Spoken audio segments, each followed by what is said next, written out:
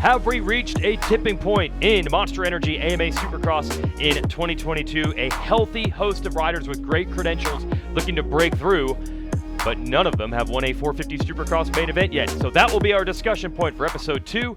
It is our Monster Energy Racer X preview shows for the upcoming Supercross season, which will begin in Anaheim, California in January. You can go to supercrosslive.com for all the information on the series. I'm Jason Weigandt, 21 years covering these races as a journalist. Steve Matthes, former factory mechanic. Jason Thomas, 13 years as a professional Supercross racer. It's your annual breakdown, your annual talk about deep field and anyone can win. And a lot of the hype, a lot of that talk starts with this 4-pack of riders who are definitely fast, definitely capable, but are they actually going to turn that capability into wins? We'll talk about them here. Let's shout out our sponsors. Monster Energy has been our title sponsor for the last couple of years. Fly racing gear looking good. Thank JT? you. Yep, I feel the same.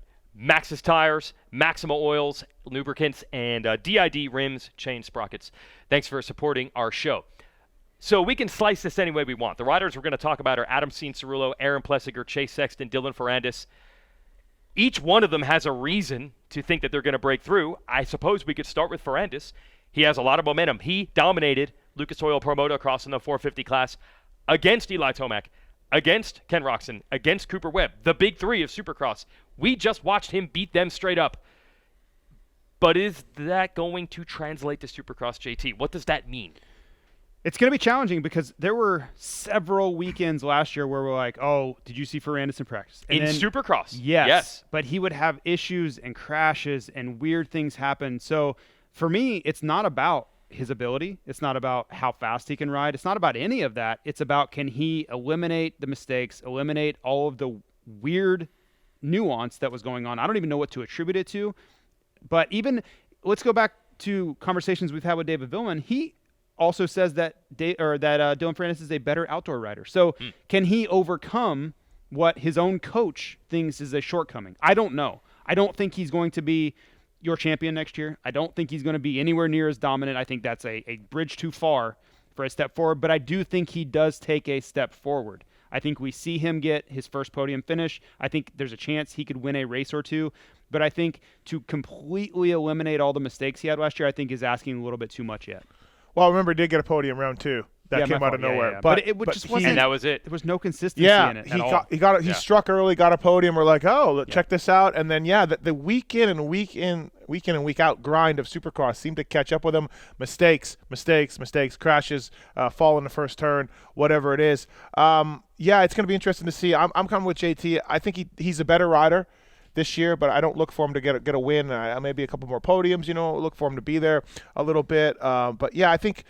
I think he'll learn a little bit more about Supercross in year 2, but it doesn't come naturally to him, and he is a better outdoor rider. And so, I look for improvement from him, and just in the form of more podiums. Well, what's interesting about it is at the end of 2020, Zach Osborne won the Lucas Oil 450 motocross title straight up. Adam Cianciarulo was second. We thought that was going to set them up. I really thought that was going to send Zacho to a new level. He got a Supercross win at Salt Lake, so I thought that was really going to propel him, and maybe I learned a little bit from that. I'm going to back it down a little bit, and not so much confidence will carry over 6 months later. Well, and it did for the motocross championship. So you weren't 100% wrong. You did build off of that momentum, but to me, Supercross is just a different animal. It just is a little bit different. You don't have as much room for mistakes. You have all these tough blocks everywhere that will jump up and bite you if you step out even a little bit. So, again, I think Steve and I are on the same page. Improvement, but nothing like what we saw in 2021 Lucas Oil Pro Motocross. What do you think? Well, one other problem with Ferrandis is he's never been a good starter. Not in his 250 days, his title days. Outdoors toward the end, the starts were okay, like getting better. But as we saw from Eli Tomac in his 3 years of winning the 450 title outdoors, you can get away with the subpar starts better in a 35-minute plus 2-lap moto than you can in Supercross. So I think if Ferrandis can't get the starts dialed, nothing else really matters. That's what breeds that chaos. You're just in traffic too often. So I think that's to me, that's all comes down to. He fixed the starts, he fixes everything else. I don't think he's going to fix them to that level, though. Now, also, again, we can slice this field up any way we want. Ferrandis is good enough in Supercross. He has 250 Supercross titles.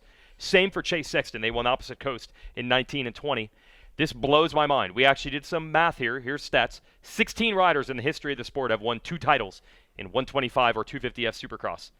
Out of those 16 that have won the title twice, 8 of them never even won a Supercross race. That's surprising in the Premier to me. class. That's really surprising because when you show such great Supercross skill to capture 2 titles, not 1, 2, you figure that would mean you have the skills to move forward and to have half of the field not ever win a race. Never mind a championship, just never win a race. Yes, the Fonsecas, that blows me away. Porcel, Tedesco. There's a lot. And by the way, Damon Huffman and Jeff Matthes only won 1 race. Yeah. So that's 10 guys combining for 2 wins out of all the 2-time champs. So it looks inevitable Ferrandis is going to get it. And Chase Sexton, you watch his riding style, looks inevitable. There are no guarantees that this breakthrough is coming. It sure seems like it's going to happen, though. Yeah, I would be willing to bet on it. You look how close Sexton was at Salt Lake last year when Musquin got him. It was at the finale. Webb got him at the finale, also, don't forget, #Cade.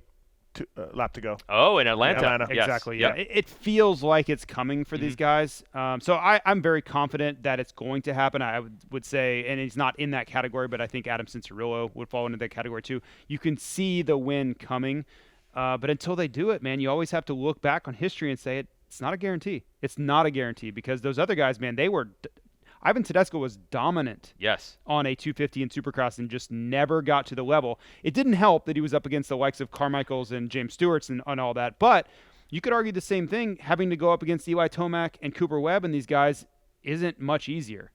We recently had James Stewart on the Pulp MX show. He was talking about working with Sexton, and he had said that Sexton told him, like, I want to be feared. I want to be like, that no one's going to be able to stop me. And he's certainly got those skills at times. I mean, he's put a ton of heaters in. He's shown incredible skills. So he's working towards that. And honestly, I got to be honest, quicker than I thought. Obviously his first title was a little bit of stroke of luck with Austin Faulkner going out, the dominant rider of that series. And the next year he was almost equal to Justin Cooper, but got it. So I don't think he's a McGrath or Purcell or GL in their title years, 2-time champion type of guy. Okay. But I think he has shown more on a bigger bike and surprised me a little bit. But even when he was on the 250, his improvement curve was rapid. The year that I would agree with you, Austin Faulkner was the best guy when Sexton won his first title. The second year, Sexton was a completely different rider. When he and McElrath went down to the wire, he was just as good, if not better. He proved it at the final round. He looked more mature. He looked faster. He had filled holes in his game. And I think we've seen that into the 450 as well. Now, can he escalate to the level where he is a week-in, week-out podium guy that's going to put him in championship contention? I don't know. But it has been a very impressive escalator up as far as maturity, skills, confidence. He just got to take that next step. Okay, we're talking about Ferrandis, Sexton, Adam Cianciarulo, and Aaron Plessinger on this show. Let's throw it at our panel of experts. We'll first go to Phil Nicoletti, who's live down at Club MX in South Carolina. Phil, out of these 4, who are you thinking is going to step forward and have that breakthrough? To be honest with you, I think AP will get a main event, but I think the guy that's kind of under the radar from AC and AP a little bit, I think Sexton will actually break out and get a main event first. I think compared to those guys. Why, I don't know, but just from the past at Salt Lake, watching him battle and take off and stew-like speed in the whoops, I think one of the West Coast rounds, maybe Glendale, if there's a big set of whoops, because Chase is phenomenal. Form and technique is on point, so he really gels with the 450. I think he'll be personally the more standout out of that group. I still think AP will be good, but I think Chase will get the main event first. Okay, so Phil is picking Chase Sexton also. You get this a lot. JT, you used to race at this level. Riders recognize his talent, his riding style. They love that. Well, and I've been pretty impressed by the fact that, he comes onto this team. It would be very easy to be overshadowed by Ken Roczen. Ken Roczen is arguably the most marketable rider in the sport. He has this legacy behind him. He's so talented. If you watch him on Instagram, you're like, no, he'll never lose a race in his whole career. But for him, I think Sexton has come in and said, yeah, it's okay, I'm good too. I don't care. Kenny, you're great, that's fine, but I'm going to be my own alpha on this team. And I think that's something that James Stewart was trying to help him with as well, as establish and be your own guy, be your own, your own alpha on your own team. And I think we're seeing that still come to fruition. That's just a process. It's a process for these guys to mature. Not everybody comes into the series like Jeremy McGrath and takes it by storm, right? Sometimes it's a slow burn to get to the point where you start winning those titles. And I don't know that Sexton gets those titles, but I do think the race wins are going to come, and I think they're going to come soon. All right, let's go to Justin Brayton, who was right there with Sexton during his Honda development. Sexton actually took Brayton's place in the factory team. Let's see who JB thinks is going to break through out of this group. I think Chase Sexton is going to be one of the guys. I really think if you fast forward 3 or 4 years from now, I think there's going to be tons of Chase Sexton talk. I think from his demeanor, how much he wants to win, also his riding style, like I think his ceiling is so high. And what I mean by that is just his technique on the motorcycle, the way he does things, the way he turns, the way he goes through whoops, the way he jumps, his body position. His ceiling is just, honestly, like, I don't see a limit to it. Where a lot of guys I watch ride, I'm like, yeah, that's kind of his limit. He's crashing, or I don't know if he'll break through that ceiling and not crash as much as they are. Where Chase, I don't see it. I think he's got a great team. He's got a great program. He's not afraid of the work, and couple all that with just all of it put together with his technique. I mean, I don't see any holes. The one thing we could say is maybe his starts at the beginning of last year, but I think he's got his starts figured out from what I'm hearing, and I think he's going to be tough to beat. I really do. Well, there it is. Another vote for Sexton. Well, another vote for Sexton. Did you think JB, what did you think JB was going to say? Honda guy? Yeah. Had to pick a Honda Yeah. guy? I think they're in love with the riding style, bro. JB, don't you dare question. JB's going to judgment pick of a the Honda great- guy. Of the great Okay, Justin all right, Brayton. whatever. Okay, so let's see who else could potentially do it. If it's not going to be Sexton, I do want to thank Monster Energy, Fly Racing, Maxxis, Maxima, and DID, our sponsors.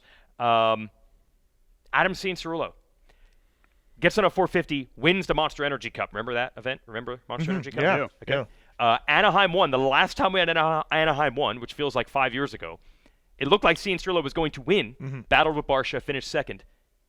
That was 2020? Yeah. He has 2 podiums ever since then. If you had told me walking out of Anaheim 1 of 2020 that Cianciarulo would have no wins and only 2 podiums, I would have been shocked. Well, he's missed a lot of You'd races. ask how too. injured did he get? Yeah, Right, that would yeah. be my question. Yes. Yeah, So yeah. this is my DID segment. We talk about the Maxxis tire where the rubber meets the road.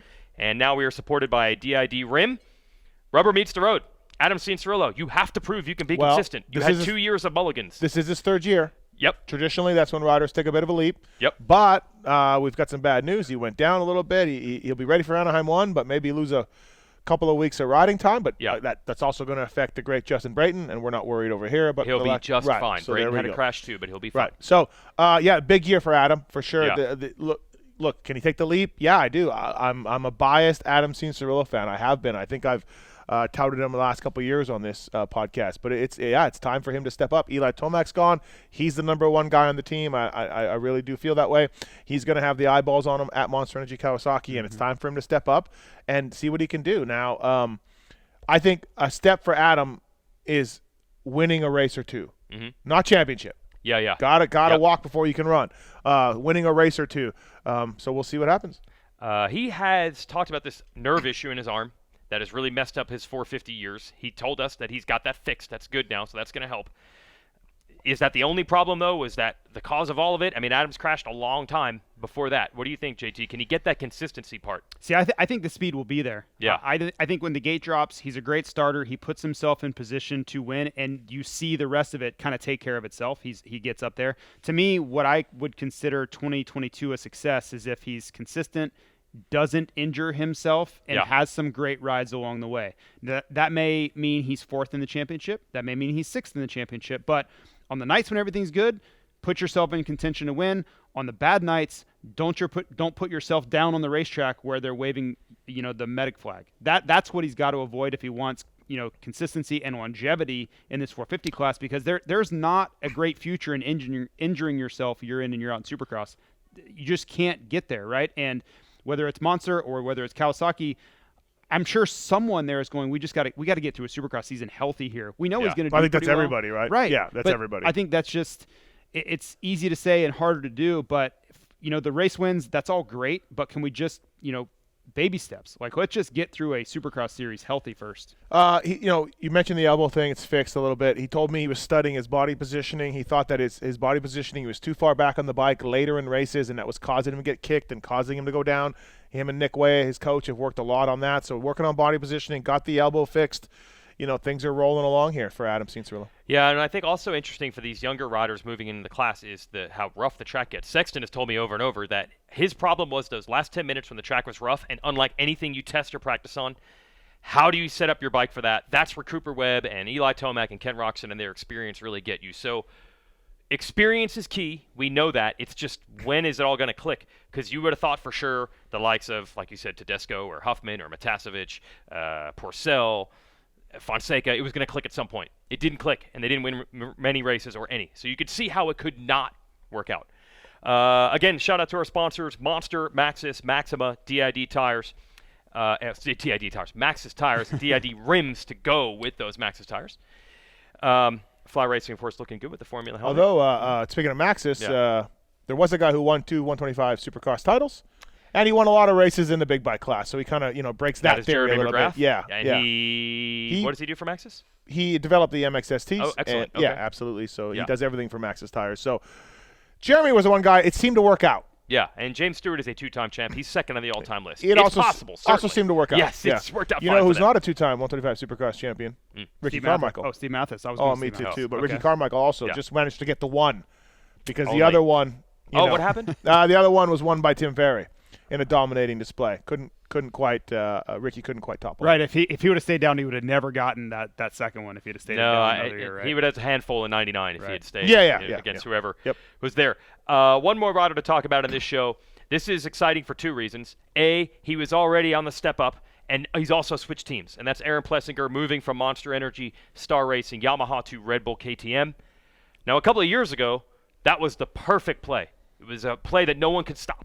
If you were a football coach, you just run this play over and over. Cooper Webb made the Yamaha to KTM move, jumped from a 9th place rider to the Supercross champ.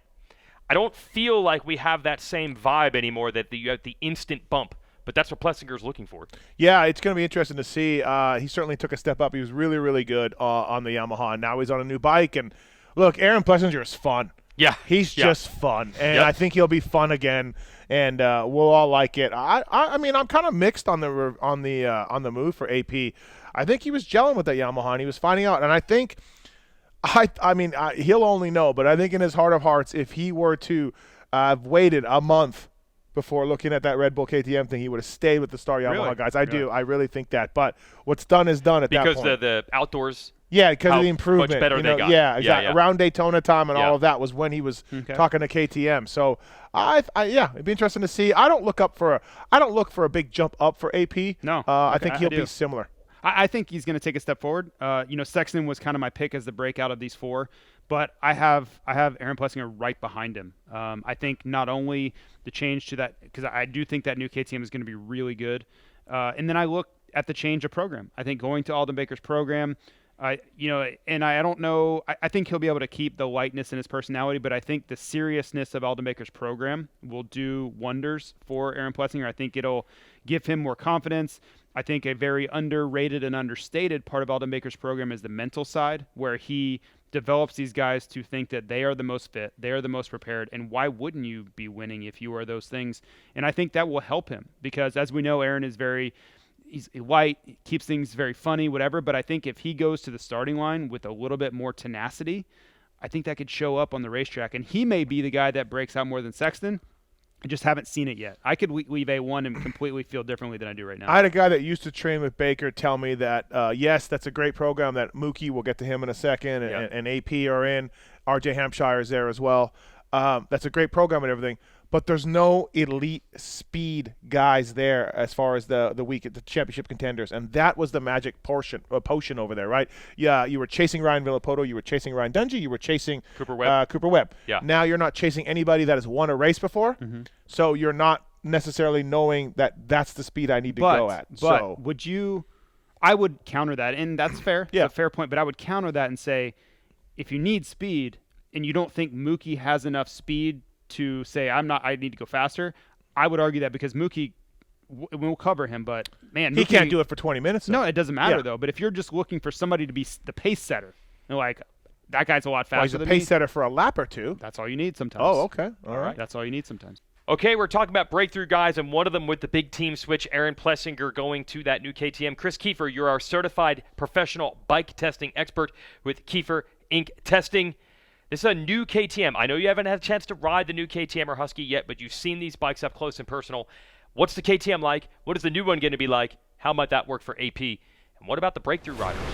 All right, I got to witness the number 7 firsthand in Clermont, Florida. I went to Baker's factory for the Rockstar Husqvarna launch, but as you know, AP does train with Alden. Me being around the guys a little bit for a few days really opened my eyes to what AP is all about. As you guys know, he's one of the friendliest guys in the pits, but with his riding style, the KTM, I think, will be better for him. Why? The KTM likes to be revved. It likes to be ridden more aggressively. This is what AP likes to do. He likes to rev his bike. He's a little bit more aggressive. He clutches his bike out of corners. When I watched him do a moto at Baker's factory, he has been the most aggressive that I have seen him. In order was AP, Mookie, and then RJ Hampshire within this moto. AP held off Mookie for almost the full 20 minutes. Where he lacks a little bit right now will be the whoops. But with this new KTM, it's a little bit heavier in production form. So what that means is this bike will be better in the whoops. There's a stigma about the KTMs. You know, Cooper's not very good in the whoops. The KTM's not very good in the whoops. Well, now with the new chassis, a little bit heavier weight, which obviously the factory guys will make it a little bit less. But still, on paper, it starts heavier. So it's what everyone tells me right now, and I haven't ridden it, is it just feels planted. The bike has more weight to it, so it's just more stable in the whoops. Mookie is still the man in the whoops. This is where AP needs to step it up a little bit, and he even told me I need to carry my entrance speed a little bit more. But for me, I feel like AP will be the surprise of the series. He'll be consistent off starts. He'll ride more aggressively. He's in shape. He can still be himself. He's relaxed, and a lighter bike. To me, the KTM and the new chassis, what they're building, is something else, and I look forward to riding it. But for me, AP wins 5 races. Well, let's see. Who is your Maxima pick to shine? Explain this product. Listen, SC1, fantastic product. It's Matthes in a can. It'll make your bike look brand new. It is prevents buildup of mud and rubber, protects against the elements. It's everything. It also smells great. It's fantastic. Yeah, let's get some aerosol Maxima. in here. Yeah, SC, beautiful. what's wrong with you? Keep thinking you're going to spray me in the face with that. I'm not going to spray you in the face, but I'm putting my shine on. All right. My shine on. Who's your guy to these 4? Chase Sexton. He gets 3 wins this year. 3 wins. 3 wins for Chase Sexton Multiple this year. wins. Wow. Did I stutter? Is this Sealy all over again? Did I stutter? Paul Steely for multiple wins. Okay. So I didn't. I did not. You did. No, you did not pick Steely pull for the multiple tape. wins. That's Pull fake. the tape. Pull the That tape. never happened, people. Okay. Yeah. So you're going with Sexton out of this group. You're going with it. Phil and Justin Brayton have gone with the Sexton out of this group. And listen, you know me and Adam Cianciarulo, so I know that hurts. That hurts. But I got to go with my heart. Yeah. All right. I'm going to flip it. I'm going to be the one going against the grain. I think at the end of the year, Ferrandis is the best guy of this group. Ferrandis is dangerous. I don't think the starts are enough for him to get to the point where he wins. When he puts you in that danger zone. Thanks for doing that. Thank you. No problem. Yeah. I don't think any of these guys are going to win the title. I still think that's Cooper Webb, but I think there's going to be times you're like, dude, Ferrandis is unreal. And if the tracks get rough and the whoops get nasty, that's where he does his best work. That's not going to happen on every track, but on the tracks where it does, look out in the Dillon danger zone. What is that? 3 wins. For Chase Sexton. 3, like the count. Wow. Okay. Yeah. That sounded nothing like the count. Your white cat. Yeah, that sounded more like an evil boss with his evil laugh. Right. Thanks to Monster Energy, our title sponsor to this show, Fly Racing, Maxima, Maxxis, DID, for backing this show. Will one of these 4 riders, or all 4 of them, break through? We'll be looking at a changing of the guard. Steve Matthes and a lot of the industry are buzzing about Chase Sexton. Let's see if they can get it done in 2022.